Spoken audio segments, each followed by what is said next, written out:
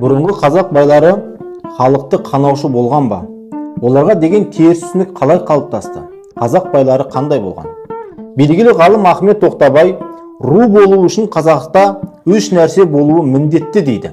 Бірінші, бағатын дәулетті адамы, екінші, жаудан қорғайтын батыры, үшінші, топқа түсетін биі.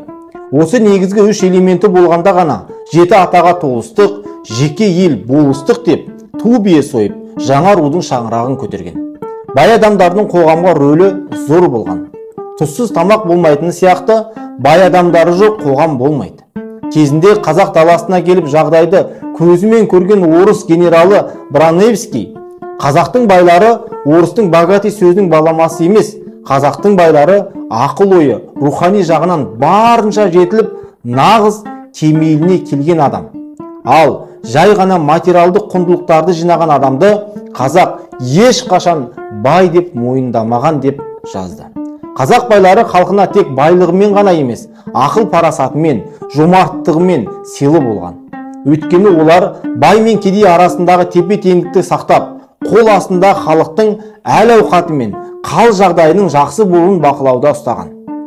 Абай атамыздың біріңді қазақ бірің дос, көрмесең істің бәрі бос деген өлеңі де қазақты бай мен кедей болып бөлінбеуге шақырады. Бізге бай адамға деген түсінікті көзқарасты кеңес үкіметі өзгертті. Себебі бай мен кедейі жоқ, тең дәрежеде өмір сүретін адамдардан құралған қоғам құрамыз деп адасты. Қазақ байларын тәркіледі, атты елінен қуды. Істеген опасыздықтарын ел санасынан өшіру үшін бізге байларды жау қылып көрсетті.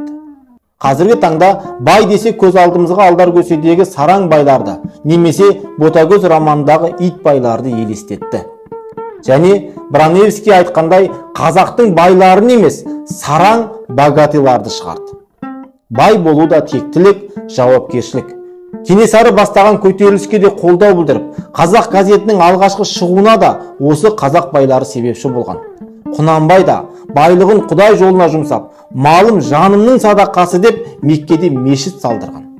Ең қыстау заманда қазақ балаларының оқу үшін де өз қаражатына мектеп салдырған Мамановтар сияқты қазақ байларын ауыз толтырып айтуымызға болады.